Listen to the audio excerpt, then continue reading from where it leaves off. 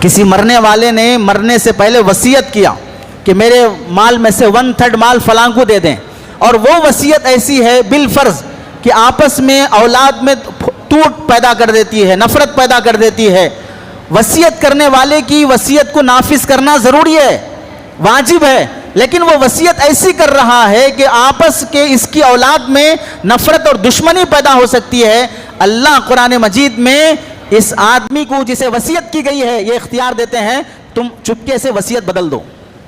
وہ بول کے مرا کچھ اور ہے، تم اور وہاں کچھ اور لکھ دو، کچھ اور بدل دو، تمہارا یہ بدلنا گناہ نہیں ہوگا، چونکہ تم جو بدل رہے ہو وصیت آپس کے خاندان کو جوڑنے کی خاطر بدل رہے ہو۔ چنانچہ دوسرے پارے میں اللہ فرماتے ہیں فَمَنْ خَافَ مِن مُوسٍ جَنَفًا أَوْ إِثْمًا فَأَصْلَحَ بَيْنَهُمْ فَلَا إِثْمَ عَلَيْهِ۔ اگر موسی وصیت کرنے والے نے گناہ کی وصیت کی ہے اور اس نے بدل دیا اس وصیت کو تاکہ آپس میں نفرت نہ پھیلے، فلا اسم علیہ، اللہ فرماتے ہیں بدلنے پر کوئی